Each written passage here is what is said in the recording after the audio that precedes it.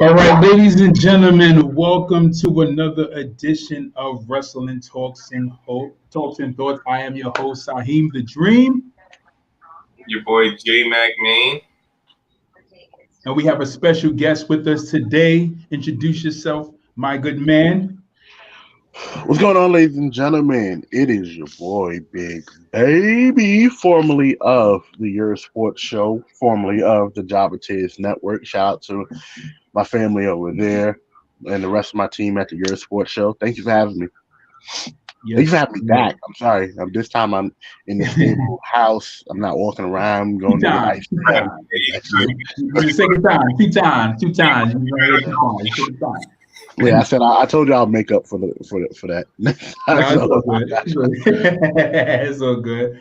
We got some visitors. Anthony Cobbs, thank you for joining us today. Thank you for joining us. He says, I'm on today, fellas. Yes, Ant, thank you for joining us. He says, let's talk wrestling. Let's talk. And we have Sean Keys. He says, I'm at work. Sean, we're waiting for you, man. We are waiting for you, Sean.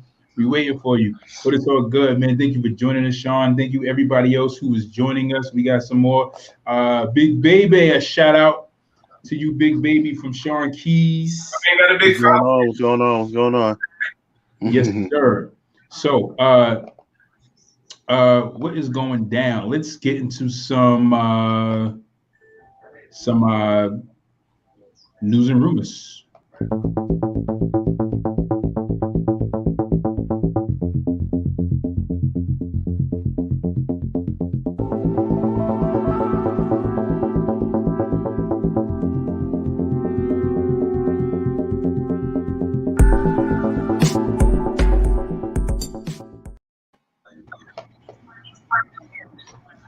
Let's talk about this. This one is an interesting topic. Let's set it off. Roman Reigns, backup opponent for Mania if Rock does not show up. Mm-hmm. Yeah. So I just came across this article like seconds before we came on the air. Mm-hmm. So WWE has a lot of options coming up, and while they're not easily booking past, they're not really booking past December 20th TLC. There is always talks about WrestleMania. The company naturally wants The Rock to return to the company and face Roman Reigns at WrestleMania next year. That is an event that Ringside News exclusive reported in July wouldn't be taking place in SoFi Stadium. According to Wrestle Talk, WWE is also considering running another Drew McIntyre versus Roman Reigns match at WrestleMania if they can't secure The Rock for a match. Everyone enjoyed the effort that Reigns and McIntyre put forth at Survivor Series. Another option for Roman Reigns' opponent is Goldberg, who was supposed to face Reigns at WrestleMania this year. Goldberg also wants that match. We'll have to see what WWE end up doing, but they have their options open. Fellas. Close them damn options. Okay. Close them damn options, please. So his options for opponents are Goldberg. Oh, sorry. If The Rock doesn't show up, we have Drew McIntyre or Goldberg. All right, so we all know how I know how everybody feels about Goldberg fighting Roman Reigns. That ship has sailed a very long time ago. Now, Drew McIntyre, I'm not with it. I'm not feeling it. Drew McIntyre versus Roman Reigns, I feel like they should actually fight for a title rather than. Now, if they're going to fight to unify the titles, that'll be dope. I'm all for that to see how that happens. But for them to just clash at WrestleMania to have another match, no, not really. I'm not really feeling it. Their first match that they had was pretty cool. What first match? The very first one they had? I'm sorry, the last match they had. Oh, okay. I mean, I don't think they ever fought before. I don't think they ever fought before that. They have. Before when he was in 3MB. No, they fought at WrestleMania 2 years ago at when it was at Roman's first Mania back. Yeah, right at the stadium at Giant Stadium. Oh, really? Yeah. Remember Drew? That's how much I remember it. All right. I believe that's the Kofi. I know one, I've seen that WrestleMania. Right, exactly. That's the Mania Kofi won the belt. Yep. Mm-hmm. Yeah. Oh, they fought? Yeah. I'm sorry. I was too focused on Kofi. Anyway, I'm sorry. Anyway, let me just get to my point. Let's so y'all can so I can say what y'all want to say. What y'all want to say. All right, I'm just not feeling it right now. If they're fighting to unify the belts, okay, cool. I think my thing would be to see how the feud kind of builds. They can change. They can change my mind. My mind is open to be changed. Right now, I'm like, eh. Uh, I'm like, eh. Real quick, Sean Schaefer has joined us. What's up, Sean? And also, Sean Key says, "Let it be Drew." Sean wants Drew to fight Roman at WrestleMania. Guys, I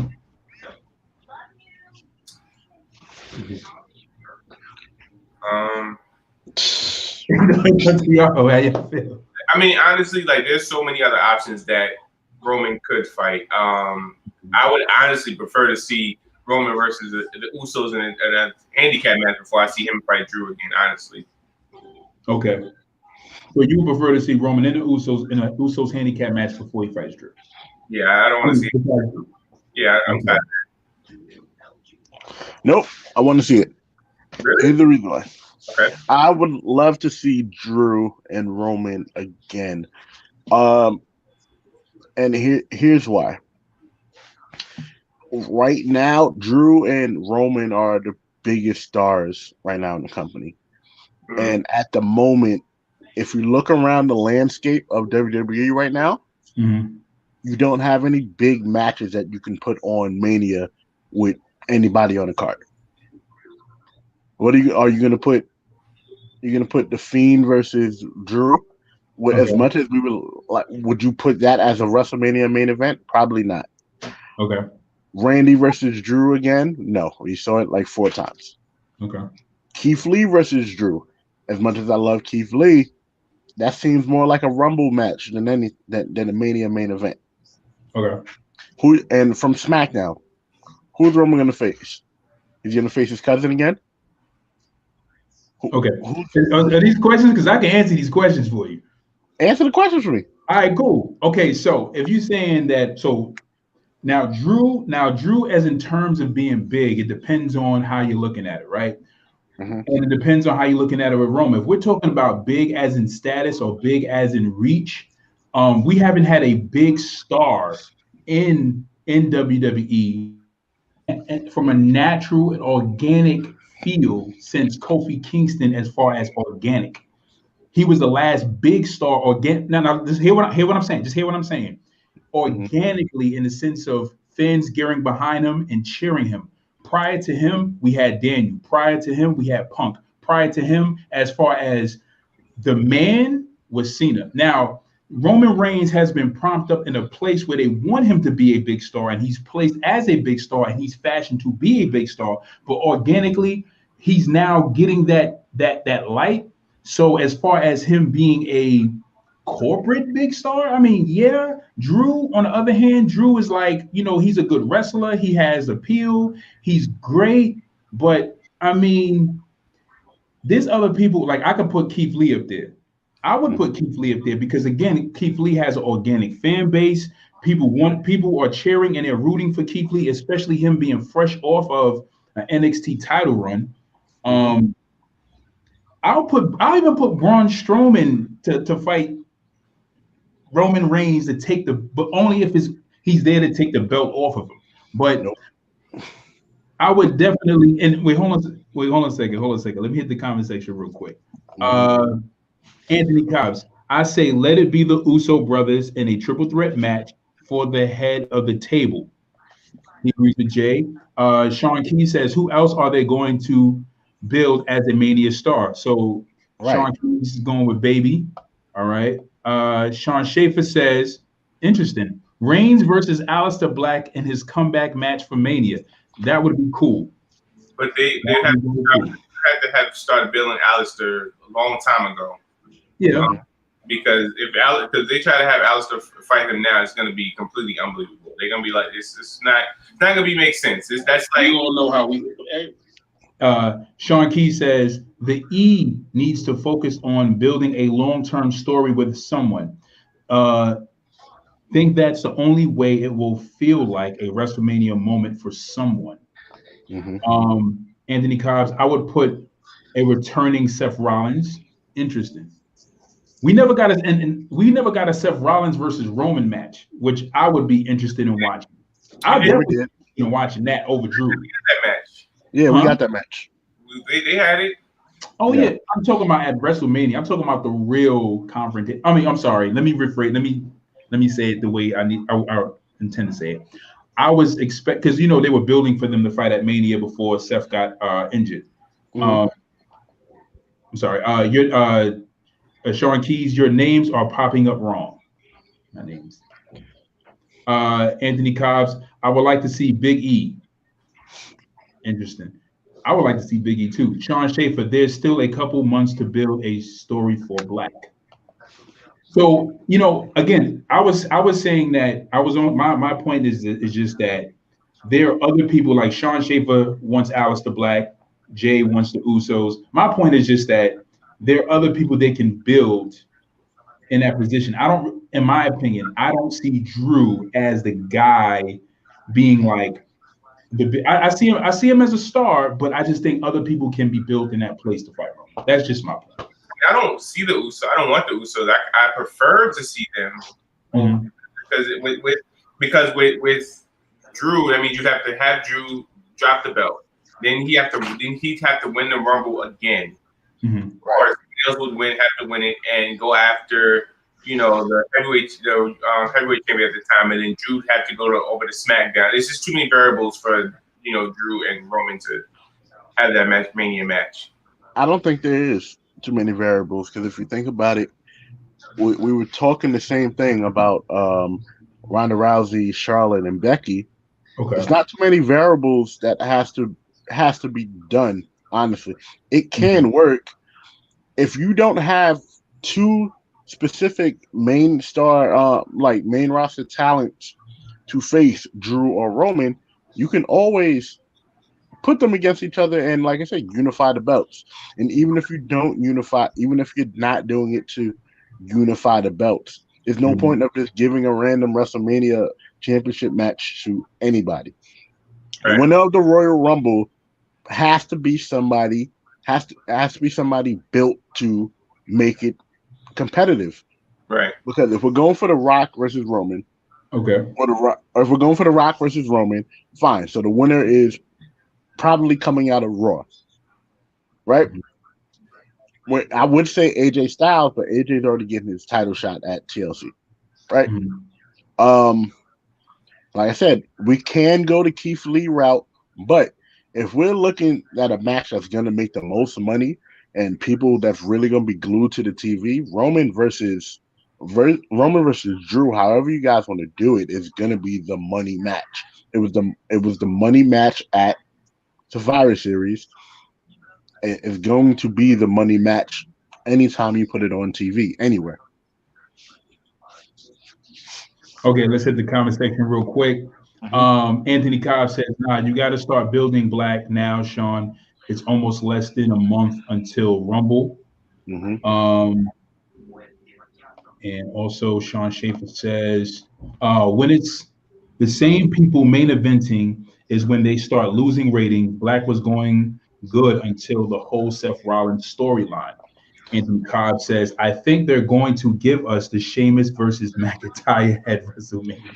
No, that's Rumble right there. Sheamus versus McIntyre is probably going to be at Rumble.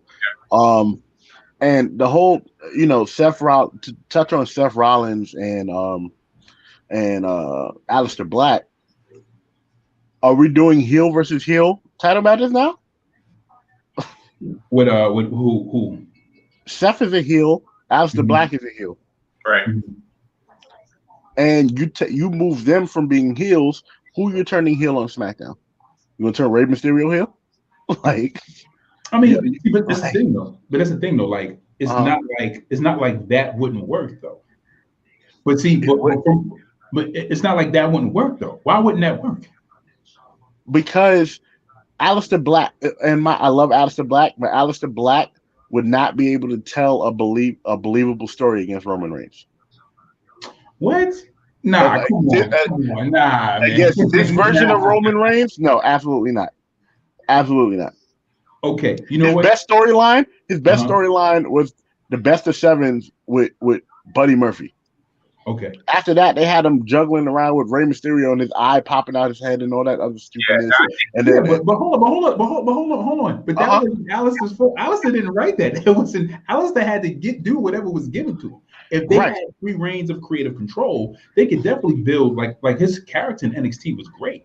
Like that darkness, how Triple H and William Regal allowed him to fashion his character was awesome. So if they gave us that Alistair Black at Mania, that'd be dope.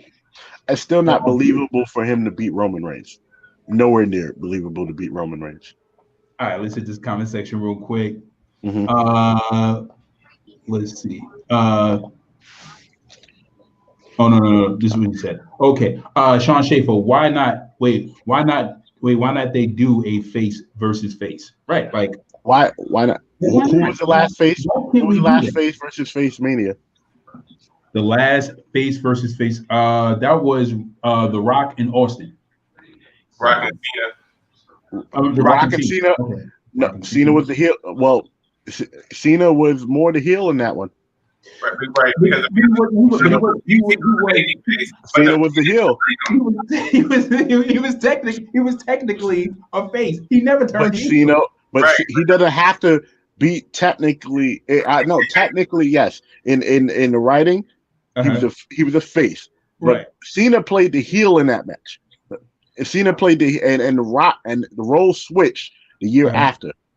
So again, you can't do a face versus face Mania main event match because somebody eventually has to turn. They tried Rock versus Austin, face versus face, and somebody was turning.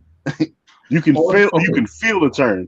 Hulk Hogan versus Ultimate Warrior was a face versus face main event. It was one of the biggest WrestleManias. What year was that?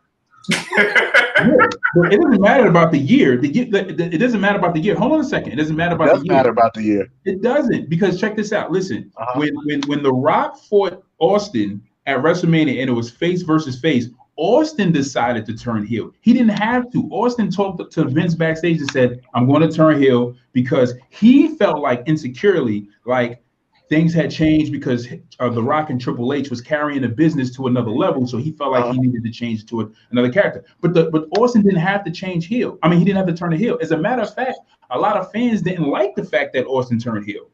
So let me lob this up to you. Austin was never a face in the first place. Austin was an anti-hero this whole time. Right.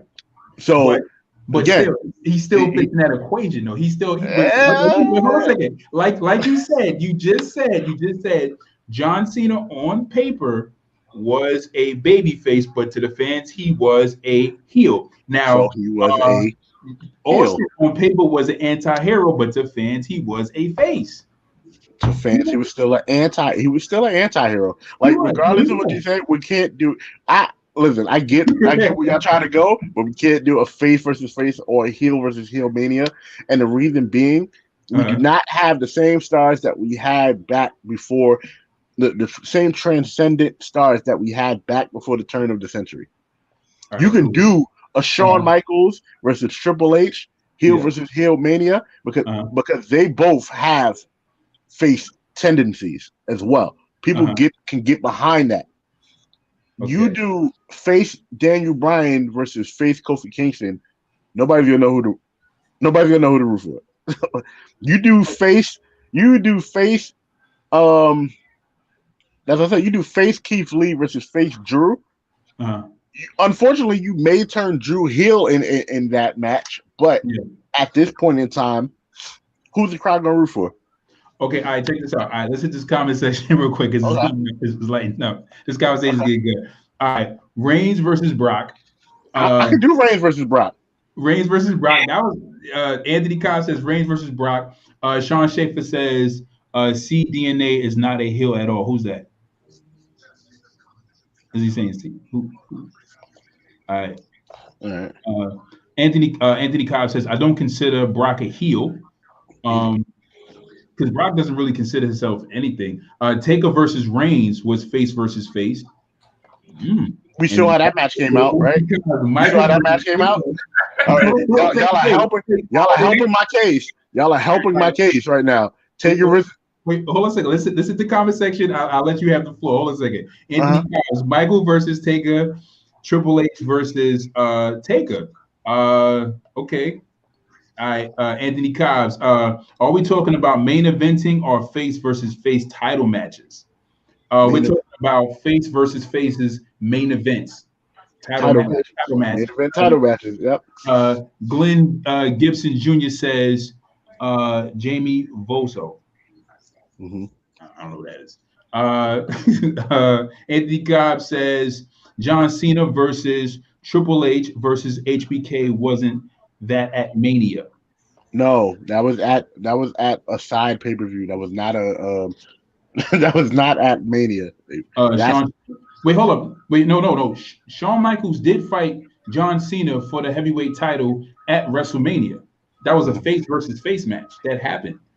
Yes. That happened. Right. But how often does it happen? That's what I'm saying. How often does it happen? And Shawn Michaels, and actually in that match, Shawn Michaels was the heel in that match. Okay. All right, hold on a second. Wait. All right, I just want to read the comments real quick. All right, Charlie Faithful, why can't Black be anti-hero? He's never been a real heel. Anthony Cobbs, or was it John Cena versus Michael instead at Mania, and the triple threat match was at Survivor Series? And last comment, he meant Cena. Okay, all right, go ahead, big baby. I'm sorry, go ahead. No. I get what you're saying, but when you mentioned someone like Shawn Michaels, Shawn Michaels was heel for a good part of his career, and it helped him for the for the early DX part of his career into the corporation part of his career. Move forward. You remember he fought Hulk Hogan? Wasn't he heel when he fought Hulk Hogan? Yeah. At one of the pay-per-views, he switched in music, the face of the company at the time. Is he not heel after that? Yeah. I mean, after that, but during the situation, if he was a face, he was a face. But you said it yourself. You said it yourself. I'm sorry. Anthony Cobb says Brett versus HBK was face versus face. You said it. You said it yourself. Because that's the point I was making. The point I was making was exactly what you was making. Was that, technically on paper, if they're a face, then they are a face. But again, if the fans are cheering for them and the fan sees them as a face and they're actually a heel, the fans are choosing who they want to cheer for. So we can see this however we want to see it. But however, if that person was a face on paper, they was a face on paper, and that happened. It can work. All I'm saying is it can work. That's all I'm saying. It has to depend on the talent. Like, what two talent are you going to give me? Face versus face, heel versus heel, Mania that's going to draw. Because the person that's a face has been a face forever. If we're not counting his WCW run, is Rey Mysterio. Are you going to put Rey Mysterio versus Drew McIntyre at WrestleMania? Probably not. Believable. Probably very not believable at all. Okay. Hold on a second. Let me ask you. But I get what you're saying. Let me ask you a quick question. If they put Kofi Kingston, they gave Kofi Kingston another title shot, and suppose he wins the Royal Rumble. Now, if I just said, Kofi Kingston versus Drew McIntyre at WrestleMania, some people will be like, cool. Some people will be like, whatever. You know what I'm saying? But if Kofi Kingston went and won the Royal Rumble, people would be hyped. They'd be like, yo, word? Okay, he won a Royal Rumble. Who's he going to fight? And then Kofi goes up against Drew McIntyre. Everybody's on board. Why? And what's going to happen during that build-up? Drew's going to be a heel the whole time. I disagree with that. I think that is because the Kofi Mania thing started because obviously Kofi being in the industry for so long, not getting a title match, anything like that. Right. So everybody was like, "Yo, he deserves it. He deserves it." I think they killed that whole thing by having him lose within 10 seconds to Brock Lesnar. Right. Yeah. So now. And then, after he loses to Brock Lesnar, after he lost to Brock Lesnar in 10 seconds, and then Drew ended up beating Brock for like 20 claymores. they're gonna look at it like, yo, we really don't want to see Kofi and Drew. You know what I'm saying? Because it's like Kofi has been dropped back down to a C+ player, as the corporation said. So C+. Lamont Lane, thank you for joining us. My brother CJ, what's good, Lamont? Thank you for joining us. You know what, big baby? You know what? You seem to know a lot about wrestling.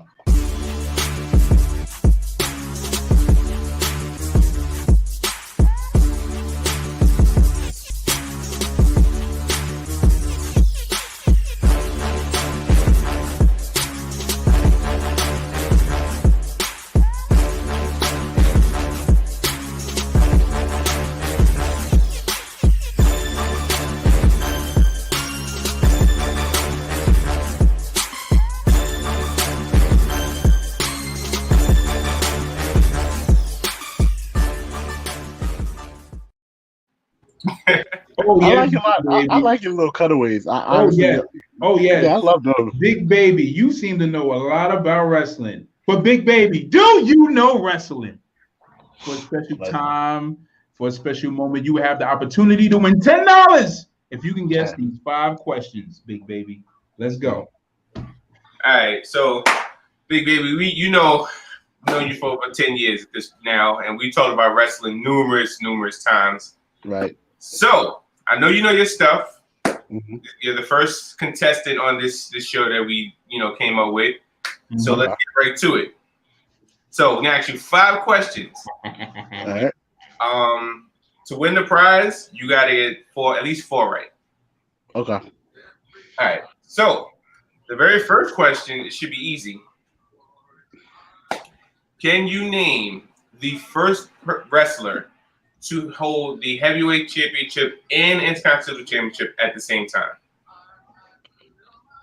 The first wrestler to hold the world title and in the kind that's Ultimate Warrior. Okay. Oh, okay. Okay. No, he said it was easy, and you guys kind of lobbed me up that one earlier. Yeah. You did kind of give it to him. Okay. All right. So, second question. Question number 2. Can you name? Well, how many Grand Slam champions has there been? And when I say Grand Slam, meaning they held NXT Major Gold and WWE Major Gold. You can't cheat. You can't be looking on your phone either, man. NXT and I'm talking about the heavyweight, the main championships. I mean, the Intercontinental, North American, and European, all those titles don't count. So they have to have held the NXT Heavyweight Championship and the World Heavyweight Championship or Universal Championship. And you said and the NXT? Yeah, NXT and World or Universal Championship, men and women, tag team and women's championship. Wait, tag team too? Jesus Christ. So all right. All right. So you said all the NXT titles, excluding the North American title because that wasn't around. Right. So I don't think there's nobody who's held the North American NXT and heavyweight championship. Not yet. Right, not yet. No, yes. Johnny Gargano is the only one. But he hasn't held the. No, you said those 3 first, but okay.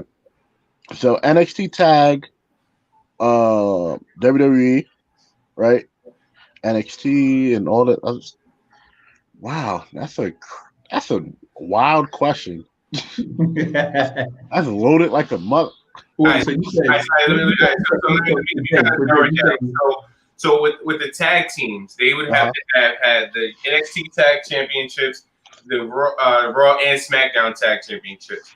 For the women, they would have to have held the NXT Women's Championship, Raw and SmackDown, and for the men, they just had to have the NXT Championship and or the Universal or Heavyweight Championship. Well, I know for the women, I know Bayley, Alexa Bliss, Asuka, Sasha Banks, Bayley, Alexa Bliss, Sasha Banks. It wouldn't be Becky or Charlotte because they haven't won the women's tags. So that No, is. no, they don't have to be women's tag championships. It wouldn't have to be women's tags. No, it don't have to be women's tag champs. No. All right, so you could.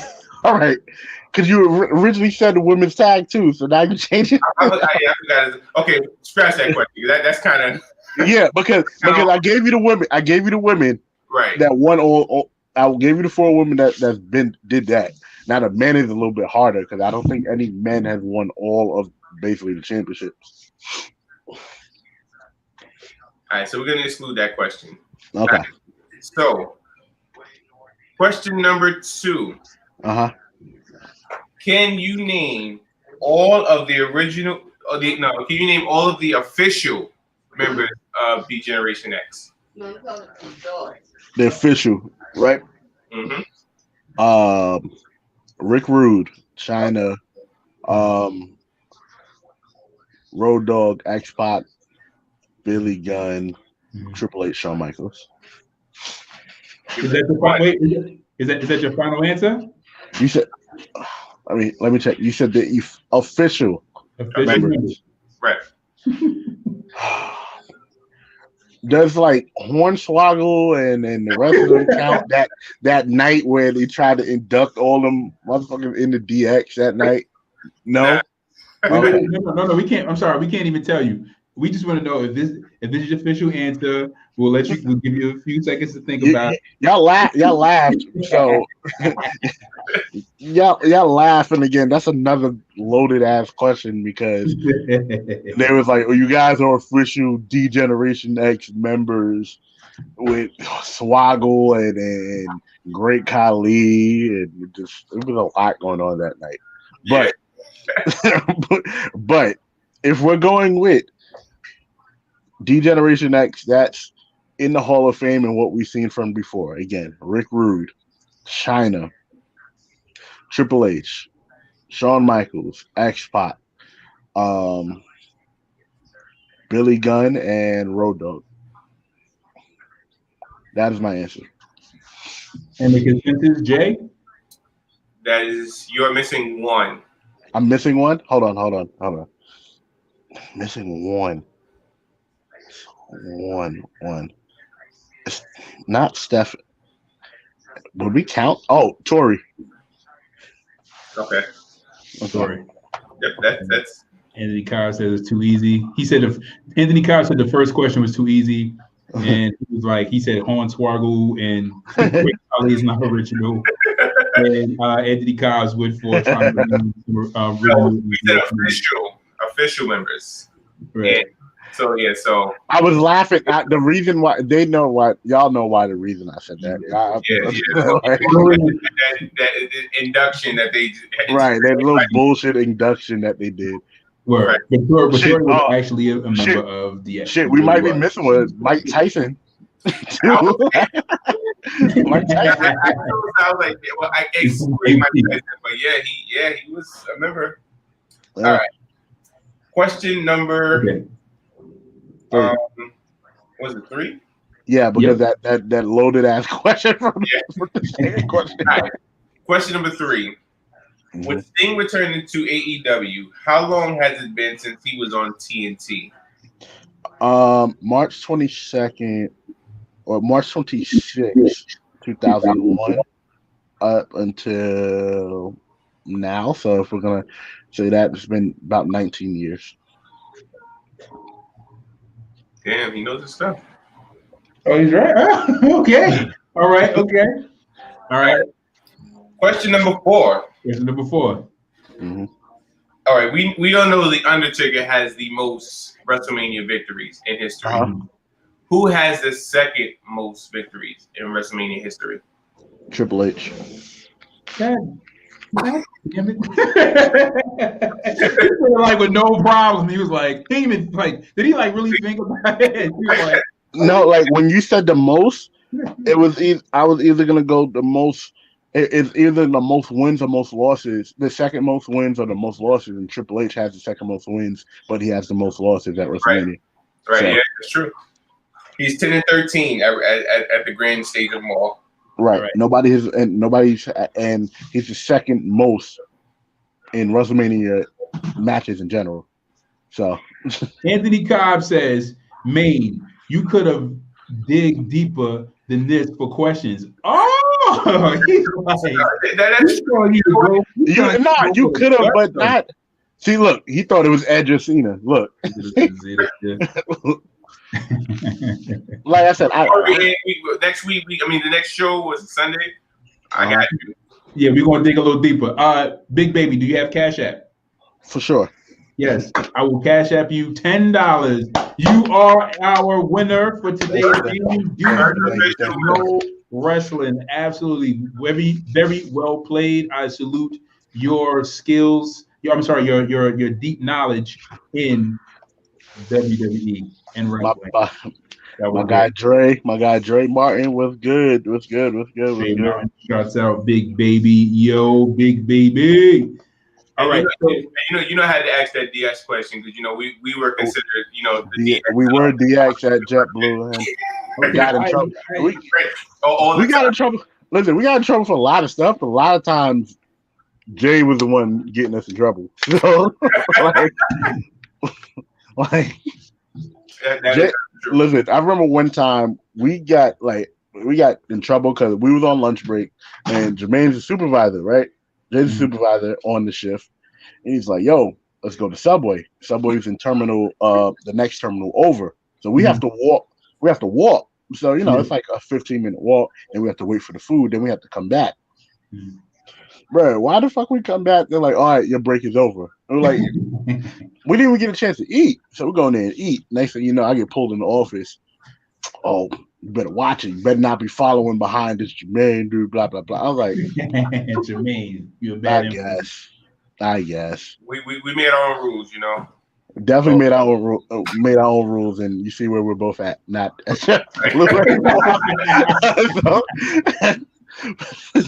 our third member is not there either. Right? Yeah, it's very true.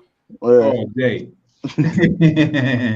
Shout out to JetBlue though for keeping all their people employed during the pandemic. Though, really big shout out to them, honestly. A lot of people. I know a lot of people took the package too. So yeah. All right, guys. All right, let's move forward. Raw review. Before we head into our last segment, this is our second segment. Before we head into our last Raw review. So if you guys see Raw, I want to know what you guys thought about Raw. We usually in this segment, me and Jay, we just pick around what we like, what we didn't like. If it's something that we kind of didn't like, or something that didn't really, tickle our fancy, we just move on to the next thing, or we just move on to the next segment. So, for sure, anything you guys seen on Raw that you guys liked, you enjoyed about the storyline, or I'll start off with just saying that. So I guess we all seen the whole thing with Drew McIntyre and Sheamus coming. There being some turmoil stirring up. So I thought it was all right.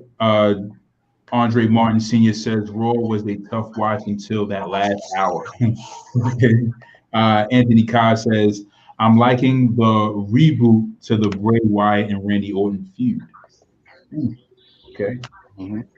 Anything you guys seen? Because Raw was pretty much the only thing I really liked the most. Really was just the kind of the last segment, but mainly the thing that I really enjoyed was the Kofi Kingston double match, the back-to-back match. Mm-hmm. Kind of ran that whole back-to-back thing. I thought he was going to beat. I was hoping he beat Cedric Alexander, but I know it wouldn't make any sense for him to win because they're really trying to keep this feud lasting. Just trying to stretch it as far as possible.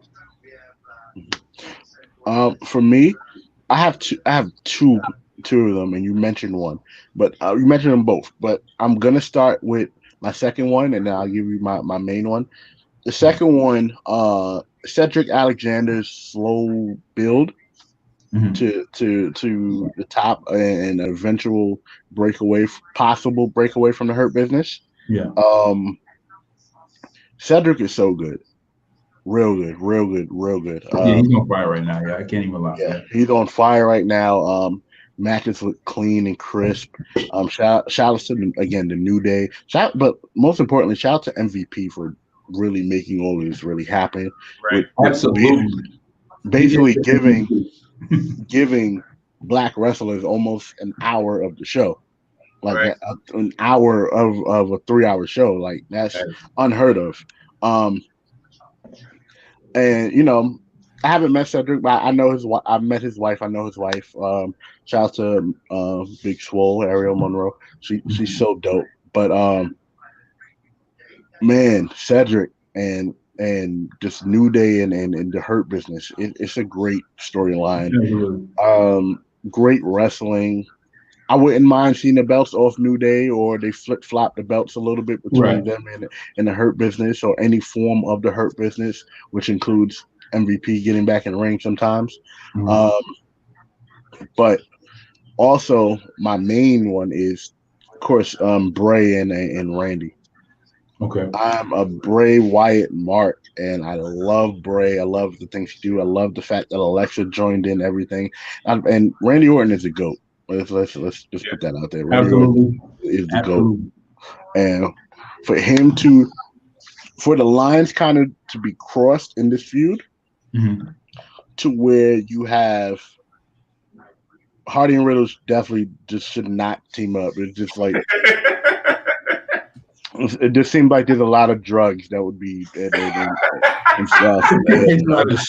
Wait, hold on a second. No, wait. Because let me just read the comments. Go to the comment section real quick. Sean Schaefer, Hardy and Riddle should team up. I actually like that team up. I think it would be cool because they would add a lot of personality. They had one match together, and what did he call it? The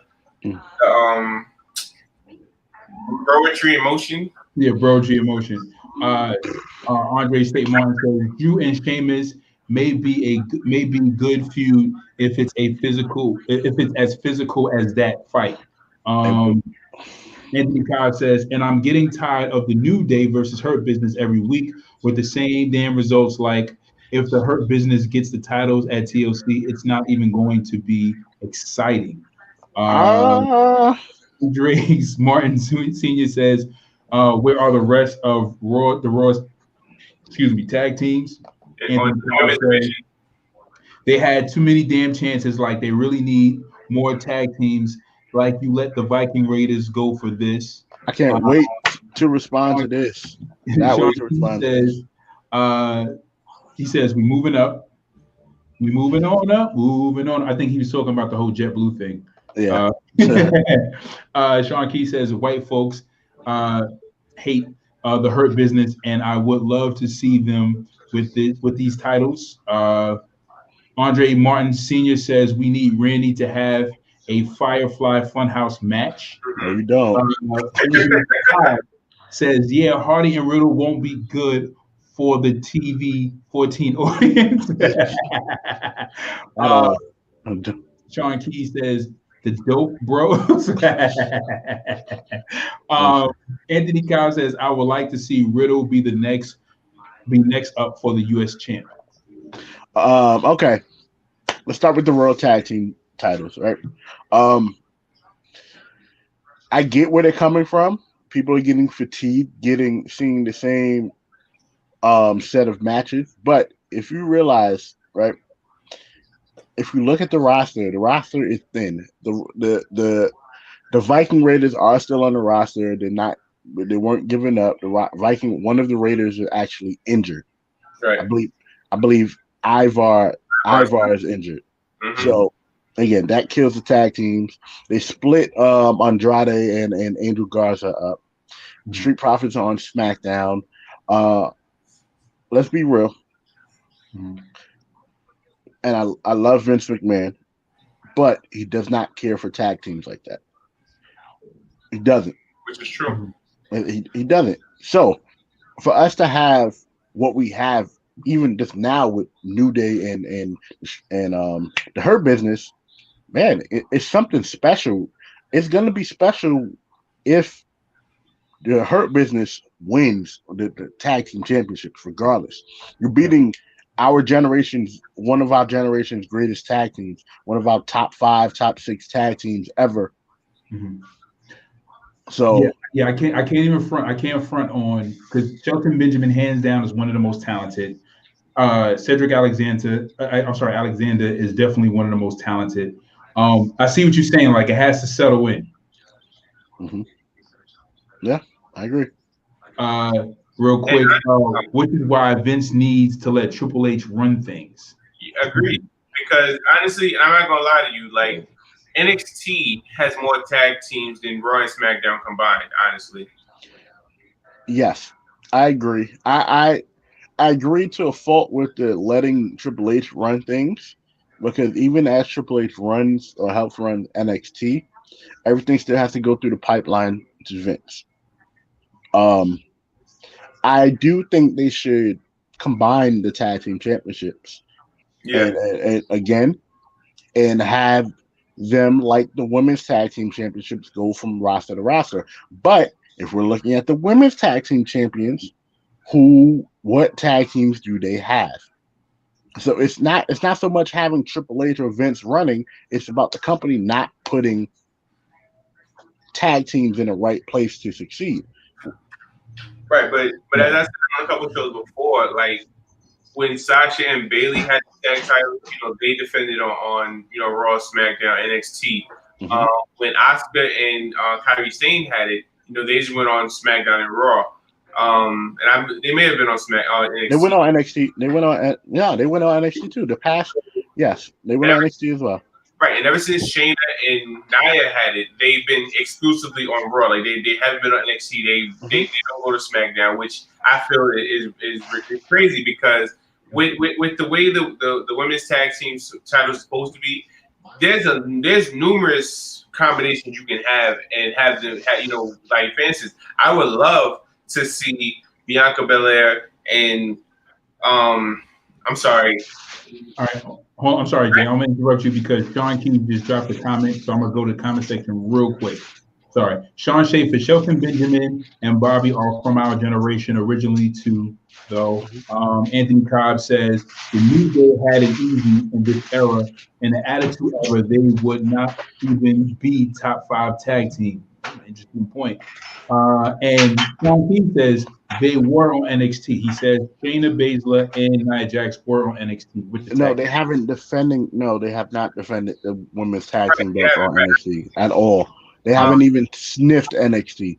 Right, exactly. That's what I'm saying. Like, and with the women's tag team championship, there's so many combinations you can have. Like, I would love for Reckoning to, shed this whole retribution thing, and I would love to see her and Bianca Belair team up to fight, for the women's tag champs, and then let them end up getting it, and they'll be able to go on different brands. Listen, I'll give you a better one. Give me Bianca Belair and Naomi.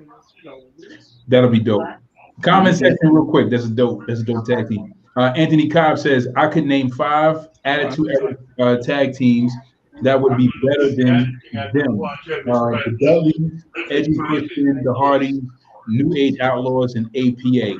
Hey, before you get to the next one, I'm sorry. Let me just that's what I was about to say. We're not in the Attitude Era. What I was saying, in this generation of wrestling, after ruthless aggression era, we are in the reality era of wrestling. In the reality era of wrestling, the New Day are top 5, top 6 tag teams. Right. Like I get what you're saying, because in the Attitude Era and even before that, who's touching? Let's go before that. Who's touching the Road Warriors? Who's touching the Road Warriors? Maybe the Steiners, maybe, and that's a clean Heart maybe. Foundation close. Heart Foundation, like I said, LOD. We have the Heart Foundation. It was it. Yeah, LOD. Right. We get that. I said of this particular generation, yes, the New Day is the best, one of the best tag teams we have. We're not counting, and I'm not taking credit away from the Bucks, the Briscoes, God, the Revival. I'm not taking credit away from them. I'm just saying, look at what we have. The Usos, the Wyatt family. hold on a second. Hold on a second. We get the comment section lighting up. Hold on a second. Anthony Cobbs. I would have been. Wait. I'm sorry. It would have been hard for them to. I'm sorry. All right. Sean Key says, "Bro, we're not an attitude era." Anthony Cobbs says, "It would have been hard for me." Well, I'm sorry. It would have been hard for them back then with those tag teams. Yes. Sean Schaefer says, "Yes, Bianca and Naomi. Love that idea." Anthony Cobb says, "Harlem Heat could touch the Road Warriors." I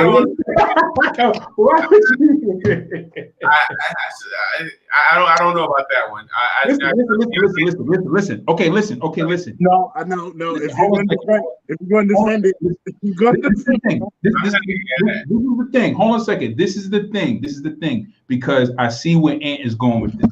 I understand Ant comparing the New Day and to the tag teams in the Attitude Era, but Baby does have a point. We have different eras, and for every era, it molds different types of champions to fit in that era. But however, I do agree. Ant point is one of the things that I can agree with, because I kind of see what Ant is kind of saying, because I kind of agree with this. There are certain champions that can fit in any era. Almost any era, not every era, but almost any era. But Harlem Heat, Hall and Nash, who we had, Arn Anderson and Ole Anderson. You had other tag teams that, if they were to go up against people like Legion of Doom, you know what I'm saying? Like Legion of Doom, at where they were good. But I mean, you know, in the era, nobody was touching them. But again, like if we look all across the board, you know what I'm saying? All across the board, there were tag teams that did push the mark higher than LOD, or that was just as good. Okay, so let me ask you a question. See, we are he's not having it. He's like, all right, so listen to it. So we're big wrestling fans. So we enjoy a good match, right? Yeah. So now, with like Baby said, the demographic now, you got to look at how the people now watch wrestling. Now, if you give me the Hart Foundation versus the Revival back in the early 90s, early 2000s, great match. Right. If you see that match right now with all four members being in their prime, us hardcore wrestling fans will like it because it's going to be a grind them out, kind of match. But the demographic now, there's not going to be high flying. There's not going to be that excitement that the now generation of wrestlers like. So it's going to be boring to them. They're going, oh, okay, unless there's decent spots. Because think about it, all the top tag teams now have some kind of excitement or high flying method to them. The Usos, the New Day. I'm trying to think of another word. Not Bobby Roode and the Street Profits. They all have that one high flyer, one powerhouse. You know what I'm saying? Or they're both or they have a mixture of high flyers for both. You know what I'm saying? Where there's that excitement factor. Those tag teams back in the day, like Legion of Doom, they're not high flyers. Legion was just a powerful tag team that's going to come dominate. Now the Rockers right now would be great in this era because they were high flyers. People like them. The Hardys, another one. Edge and Christian, but like I said, now those real tag teams, those real rough and tough tag teams, they wouldn't appeal to the younger demographic right now. You might. We can't. Sorry, I think it would depend on the matchup. If you were to put a Hart Foundation versus FTR now, I still think it would be box office. Not because FTR has the ability to do different styles. Right. If you put Harlem Heat versus the Usos or something like that now, that's a money match. Right. So listen, we're missing some tag teams, even some of the tag teams in Japan. If Evil and Sonata was still together, Show and Yo, it's a bunch of tag teams that would fill out the era and be good. But from my understanding, like I said, for me, the New Day for this particular generation, is one of the best tag teams we've seen. Any combination of them. The problem is, like we said, WWE does not care so much about their tag team division, at least on Raw and SmackDown. But NXT is slowly fading away from that too. Because if you remember, for the good half of the last 5 years, NXT tag team championship matches on TakeOver were the best tag team matches we've probably seen. Agreed. So, but the thing about it right now with NXT is like all their money maker, all their money making tag teams are on the main roster now. The Revival, Street Profits. I mean, outside of Undisputed Era, now they're trying to.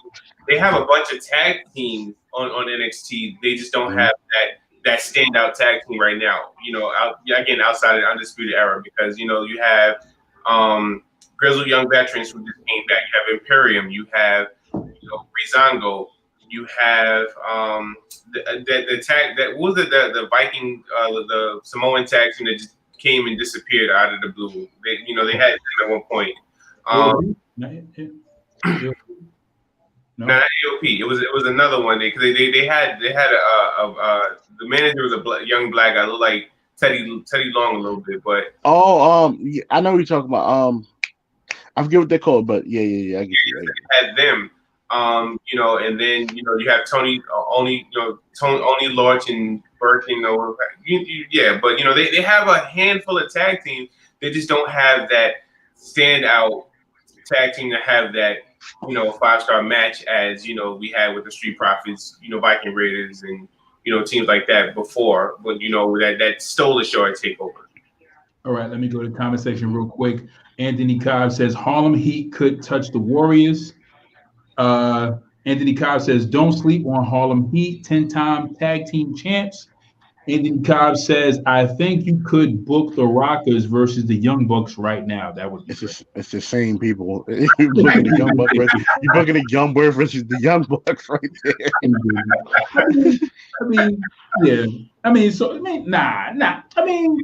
we're forgetting also, like, with Young Bucks doing the ring, the Rockers ain't doing, man.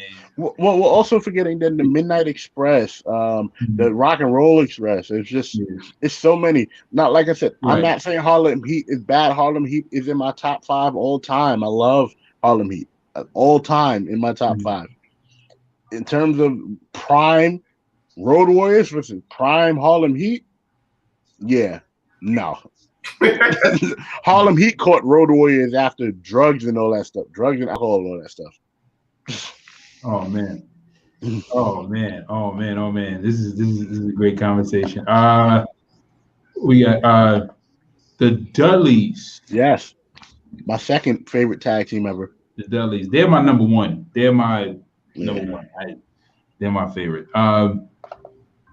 All right, so let's move forward because time is winding down. So we are at this point in the show where we are going to rate the WWE champions of 2020.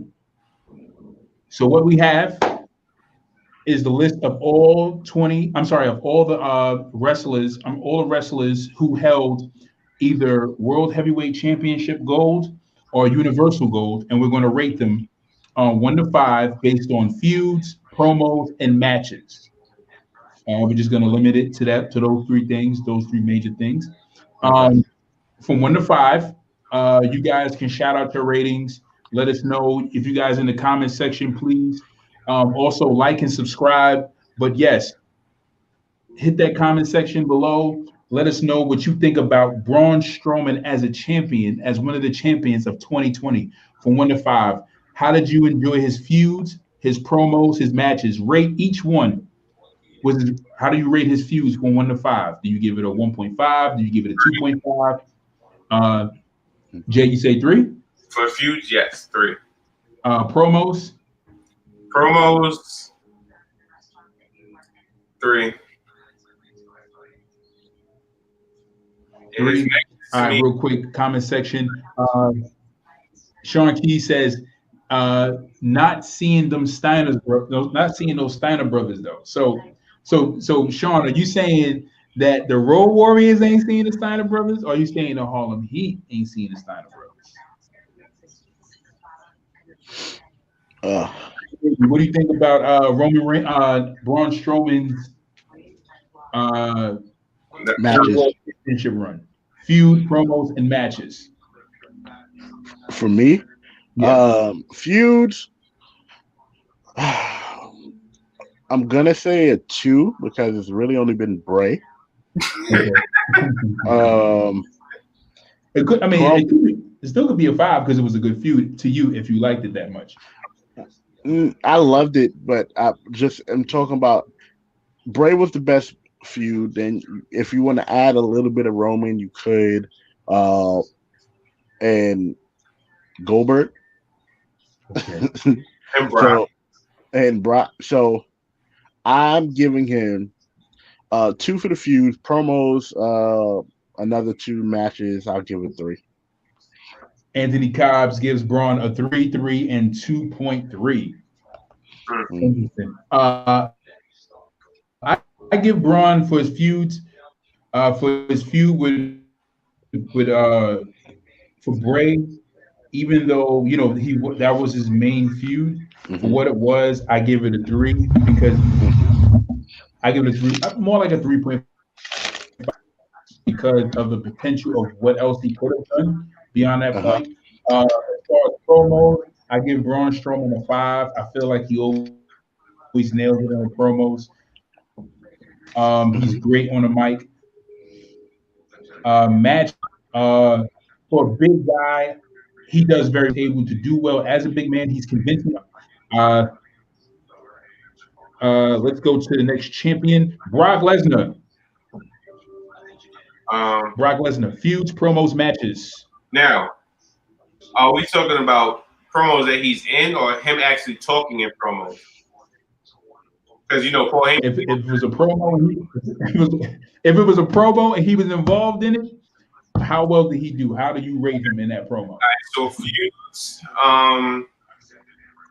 I would say 3. Promos, thanks to Paul Heyman, 5 because Paul Heyman is money. And his matches, I would say 3 because he'll come out, he'll catch you with a couple of take you Suplex City and catch me with like 2 F5s and match it over. So match wasn't really interesting to me.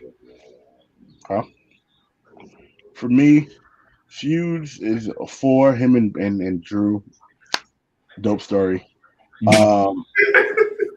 Promos, another 4 because of Paul. Matches, I give him a 4 as well. You have to understand with Brock. If Brock wanted to have a technical classic, he could. He's not there for that.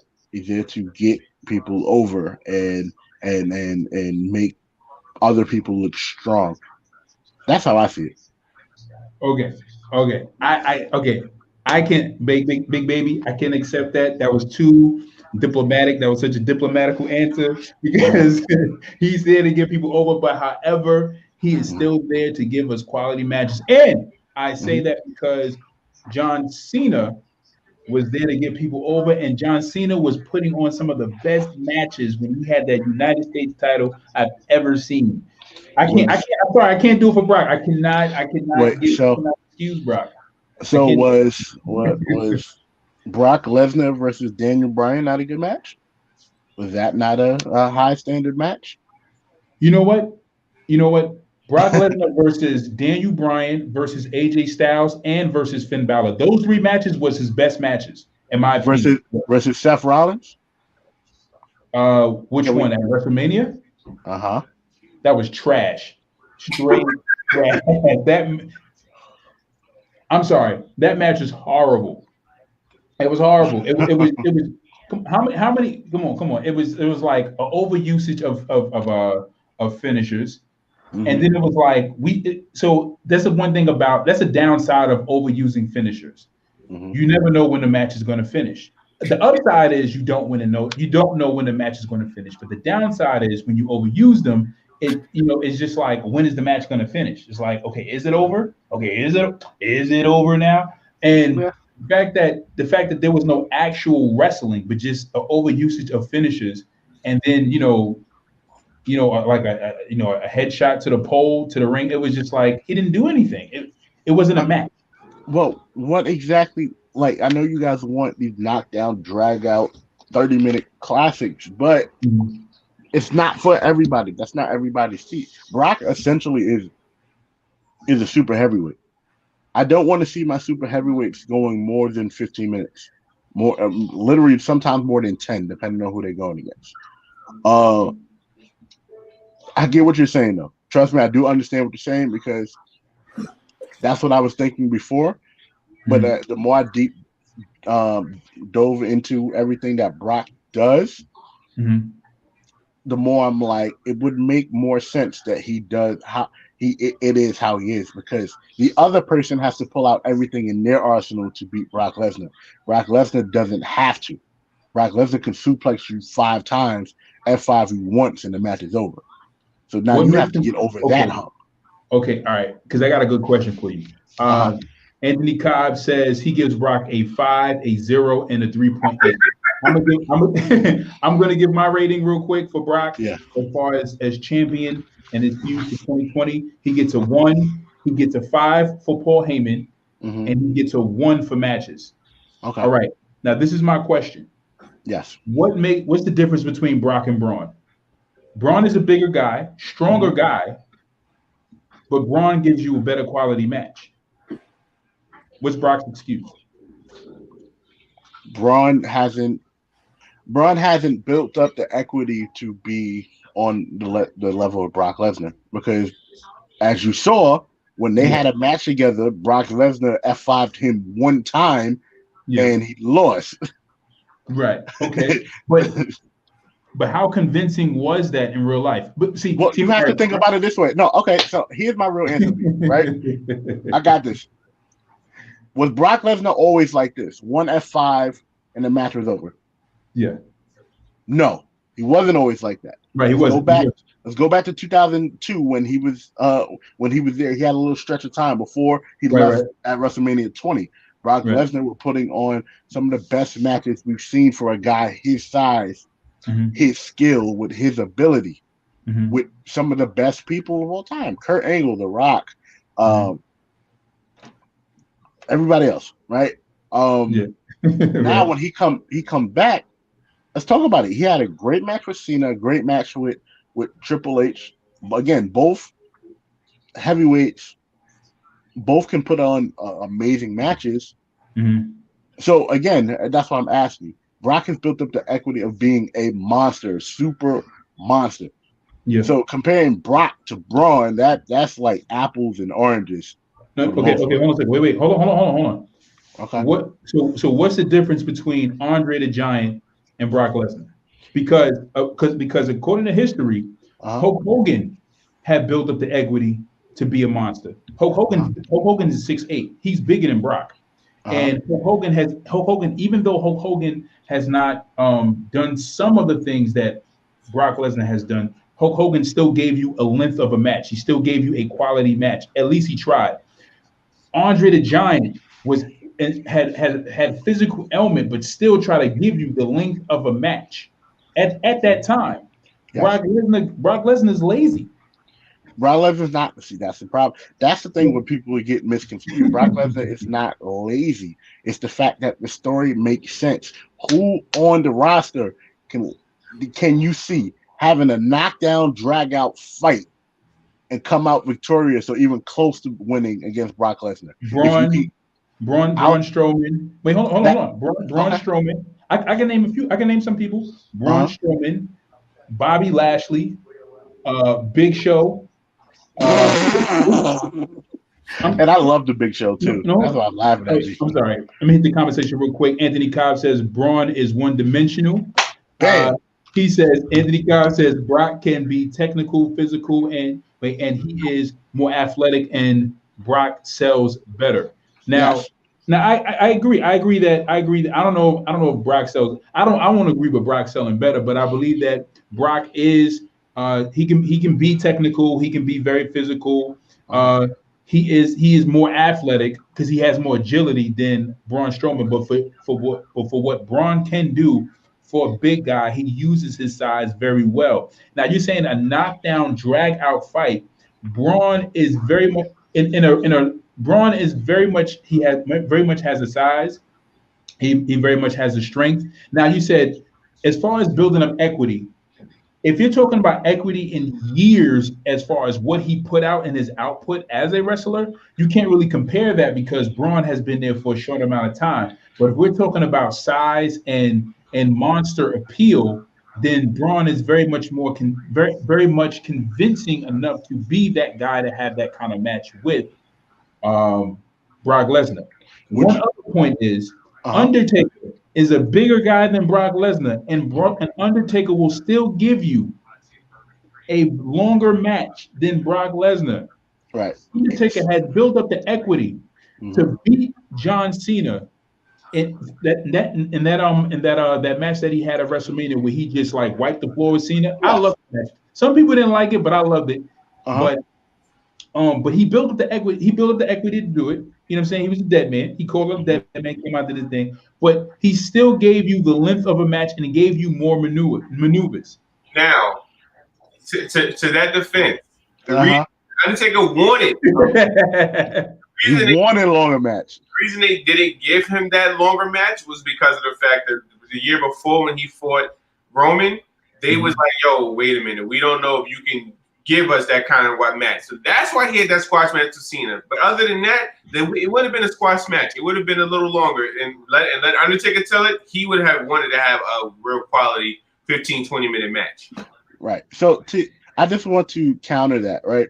Because I saw the comment there, which I was going to bring up that name too. But my thing with Brock, this is Brock's character. Brock is the unbeatable character. He's the unbeatable force. He's the unmovable force, undeniable. You know what it is, right? Unmovable force, blah blah blah, all of that. Immovable object. Brock is both of those, right? And again, with this era of generation of wrestlers being also one smaller than when Brock was actually wrestling. Two, Brock is a legit MMA fighter, as you see. So is Bobby. So it's Bobby, yes. And I'm not saying Bobby and Brock can't put on a match together. We haven't seen Bobby. That's why I haven't put Bobby's name. Because we've seen everybody that we've named against Brock except Bobby. Right. So that's a little bit different. That's a whole different side of the spectrum. But if we're talking about from the people he's faced, yes, Roman beat him. Okay, whatever. Right? Drew beat him. It took him 3 Claymore kicks. Yeah, whatever. I think it was like 20. I don't know. Okay. All right. Can I just say something real quick? Yeah. So, I just want to interject into that one part right there. So this immovable force, who's 6'3", 260 or 70 something pounds of muscle, immovable force, can't be stopped. Yada yada yada. He fights a match against Braun Strowman, hits him with like 3 and 2 F5s or whatever. Match is over, right? Hit him with 1 F5. I'm sorry. No, you're right. 1 F5. Hit him with 1 F5 and the match is over. But here comes Drew McIntyre.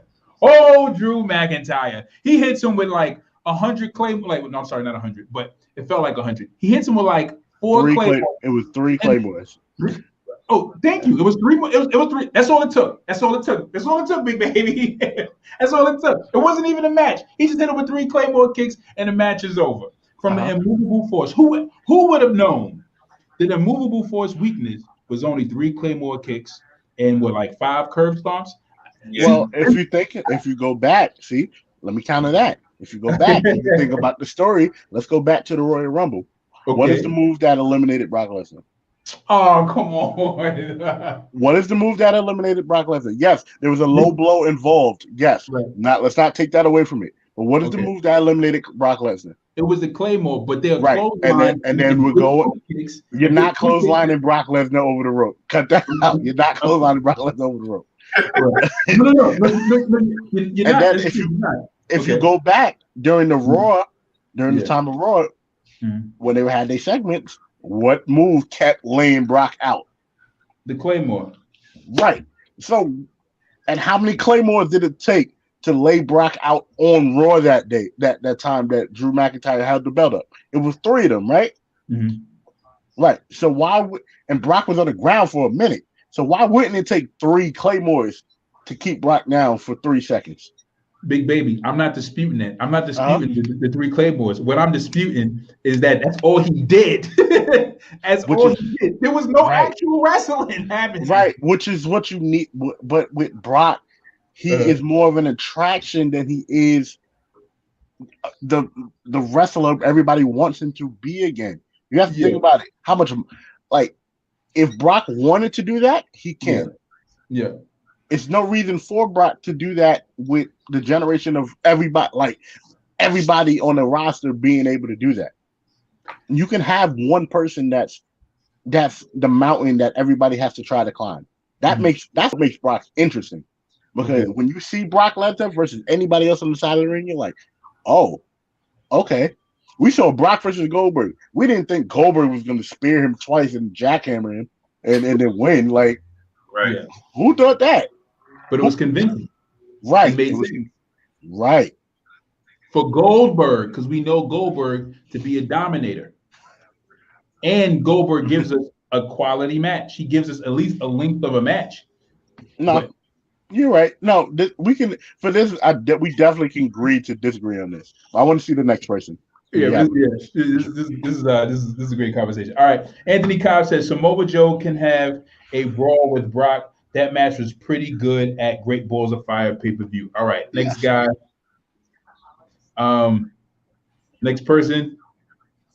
Drew McIntyre. Drew McIntyre. How do you guys rate his feuds, promos, and matches? I feel it's a lot of Drew McIntyre hate in here. So I don't hate Drew. I do not hate Drew McIntyre. I do not hate Drew McIntyre. I'll give my opinion after you guys give your opinions and your ratings, and so we can move on because I don't want to, because we like a little bit past the time. But I'm sorry. Go ahead. All right, so I'll go first. For his feuds, I would say 2, because outside of the Randy Orton feud, he didn't really have any. Well, in Brock Lesnar, he didn't have any other feuds that since he's been champion that you looked at was like, all right, he actually might lose because Dolph Ziggler, come on. So I would say feuds 2.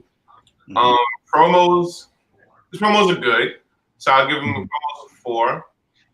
And I'm not gonna lie, his matches are good. Like I said, outside of we get us getting tired of him as champion, he's been putting on some good matches. So and including the match he had with Roman that we talked about at the beginning of the show. So I'm gonna go 4 with his matches. Go 4.5. Okay. Great. Pretty dope. for feuds, I give him a 3. Mhm. For promos, I'll give him a 3, and matches, I'll give him a 5. Okay, cool. Anthony Cobb says Drew McIntyre, he gives him a 3.5, 2.2, and a 4.8. For Drew McIntyre, his feuds, I give him a 2. For his promos, I give him a 5. I think Drew McIntyre lands it. You know what? I think that's too high. I give him a 4.5 because the reason why I give him a 4.5 is because he doesn't have those great comments on a mic that makes you want to repeat them. It's just that he's able to be very combative on the mic and sell a great promo. So I got to give him a 4.5. He's excellent on the mic. In his matches, I would definitely have to give him a 4. He has great matches. He does have good matches. And I think he's on the cusp of possibly having a classic match, but he's also in between of not having good matches, possibly. But I'll just leave it there. But I do not hate Drew McIntyre. Okay. Just making sure, because No, I don't hate him. I hate him. I just think that Drew's time right now with the title is getting old, and I think he needs something else to kind of boost his character. And I think Randy was one of those was that guy that can do more for his character had he held out a little bit longer in reclaiming the title. But you know, all right. So the Fiend. What do you guys got? Feuds, promos, matches? I think, baby, I'll let you start this one. This your guy. Yeah, this is your guy. 555. Let me stop.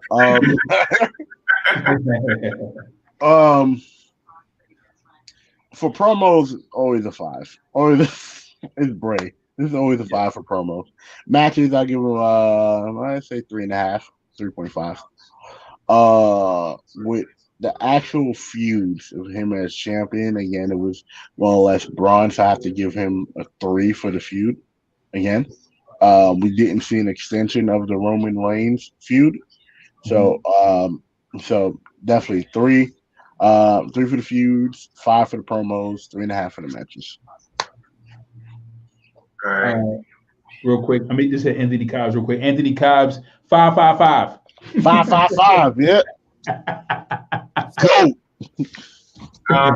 Good, Jay. I'm gonna say feuds. I'm gonna say 3. Now, I would have given him a 5 for feuds.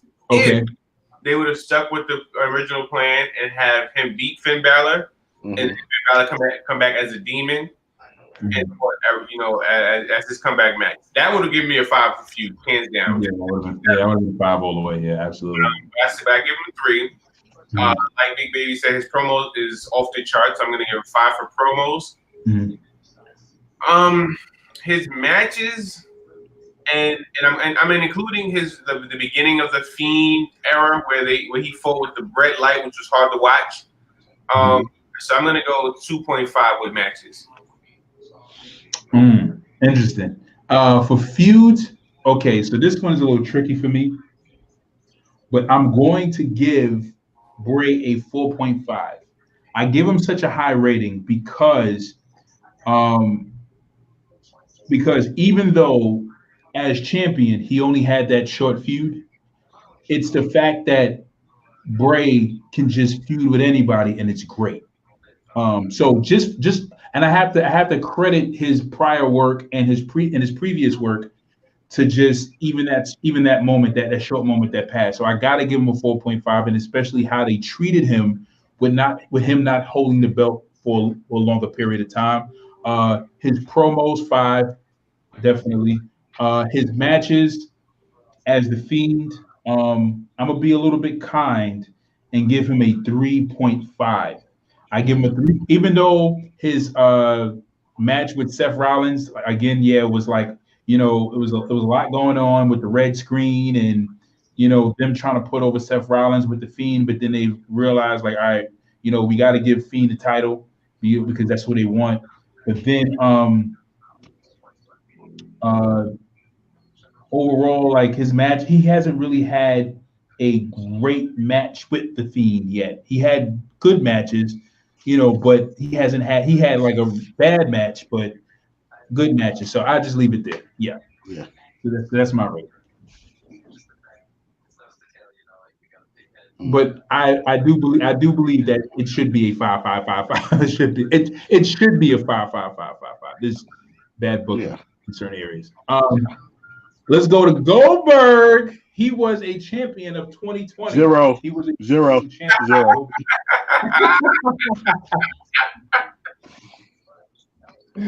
Oh man, come on.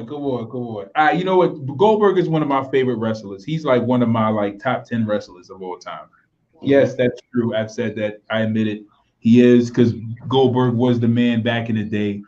But you know, again, what did you say? Trash ass Goldberg. And I used to like Goldberg. I'm like, yo, y'all get on Brock for the same thing Goldberg was doing to people. Like, come on. No. But this is what I was going to say, though. What I was going to say was, that's the reason why I like Goldberg was because Goldberg was the Brock Lesnar's the prototype. Goldberg is the prototype of Goldberg. So, you know, it's like, but anyway, let me just get into the rating, because Goldberg, again, he's one of my favorite wrestlers. He was built to be unstoppable. He was built to be that big guy. When he came to WWE, Things changed. He was the same kind of guy, but he decided not to stay there long. But anyway, get to the feuds. His feud with Braun Strowman, I have to give that a 1. Because again, it was supposed to be Roman, and it wasn't Roman. It was Braun. They popped him in. You know what? I'm gonna give that feud a 2.5, and I give that feud a 2.5 only because Braun Strowman became champion. That's the only reason why. And I wanted Braun to become champion. He finally became champion. Promo skills, I give Goldberg a 4. Matches for 2020. Shoot, that was, I give that match. I give that match a 1. That match was bad. I was like to say, you better not put it no higher than that. I give it a 5. I give it a 1. I give it a 1. Yeah, I give it a 1. Yeah. So Listen, that's my rating. I can't give him a 0 because it said 1 to 5. So 1, 1, and 1. I have nothing. You gotta give him 1 for effort, at least for effort. Effort. Anyway, 1, 1, and 1. Shout out to Bray Wyatt though. You know what? Yeah. That puts. Listen, Bray is 5, 5, and 5 now because of what he had to endure to what we had to endure for Goldberg to even become champion. So, Okay. 1, 1, and 1 for Goldberg. Wow. Jay, what you got? For feuds, feuds suck, so I would say 1. I mean, 0.5 because he didn't really have no feud that was interesting to me. Okay. Promos was the same. You're next. I mean, there was no. He's still stuck in the attitude era of WCW. So the promos are still kind of like a 1. Okay. And his matches, sheesh, they didn't let another match 5 minutes outside of the Undertaker match. He dropped him on his head. So I would think Do. Damn. Oh, damn. Damn over. I just tagged y'all in. All right. Mm-hmm. I thought that kind of funny. The GOAT. All right. 5, 5, 5. Yeah. 5, 5, 5. 5, 5, 5. Yeah, we don't got to stay on this long. 5, 5, 5 for me. 5, 5, 5. 5, 5, 5. Yeah. 5, 5, 5. Yeah, let's do that. Yeah, 5, 5, 5. Definitely agree. Roman. 5, 10, 10, 10, 10. 10, 10, 10. 10, 10, 10. Nah, man. 555. And my shorty is watching. 555, yeah. My shorty is watching, so shout out to Amanda. She loves her some Roman Reigns. So she'll probably say 5, 5, 5 as well. She's like 10, 10, 10, like my wife. You sitting there drooling over me. Just where Roman has stolen the eye of our significant others at some point in time. Mm-hmm. Right, exactly. Right. Yeah, I just got. Listen, she has a chalk line. Oh, guess not. I got her a chalk line Roman Reigns jacket. She just texted me saying, "Hell yeah!" Okay. I got a chalk line Roman shirt and I believe one of Roman's newest shirts. So listen, I just got it for her the day after she wore it, so she loves her some Roman. Oh wow, there you go. Yeah. Oh man. 555. Yeah, Roman's on fire right now. Can't even knock it, man. Mm-hmm. Yeah. So this concludes our show. We are an hour and 30 minutes. We have wound down to the final time. We thank you guys for joining us for Wrestling Talks and Thoughts. When you guys get the chance, get the opportunity, please like, share, and subscribe. If you guys are catching us on YouTube, like, share, and subscribe. Comment in the comment section below. We want to know what you guys feel about these champions of 2020. How do you rate them? How do you feel about them? Also, check out Big Baby's Your Podcast. Your Sports Show. I'm sorry, Your Sports Show. Yeah, Big Baby, go ahead. Once again, thank you guys for letting me be on. I appreciate it. Shout outs to you guys. You guys are doing great stuff here. Shout outs to, of course, the Jobber Tears Network as a whole. All the shows, 2.5 Bros, the Jobber Tears Podcast, the Zone Talk, and even us. Oh, Talk of Champions, my the newest members, and us, of course, at the Euro Sports Show. Myself, Big Baby, Queen Tay, BK Matt, and the Voice of a Generation, Pete Rosado. We're on every Saturday. If you want to find us, again, go to EuroSportsShow.com or look us up on all social medias at Euro Sports Show. Again, it's me. It's find me at _ it's Big Baby. I love to collab with people, so again, hit me up. Absolutely. We thank you, bro, for coming on and joining us. We enjoyed it. This is a great show. Definitely one of my favorites. Mine too. Yes. So, guys, comment, subscribe. We will be back on live this Sunday, coming at you live. We will post up, let you guys know what time we are going live. And we will see you guys another time on Wrestling Talks and Thoughts. I'm your host, Saheem the Dream. Your boy J Mac Main. Real quick, shout out to Seth and Becky for giving birth to their daughter, Ro or Rox. I think her name is Ro Rue. ROUX. Sarah Logan and Eric are expecting their first child. Okay. And John Moxley and Renee, whatever her last name is, not Renee Young, Renee. They're expecting their first child as well. Mm-hmm. Cool. And we will see you guys later. Peace. Yeah.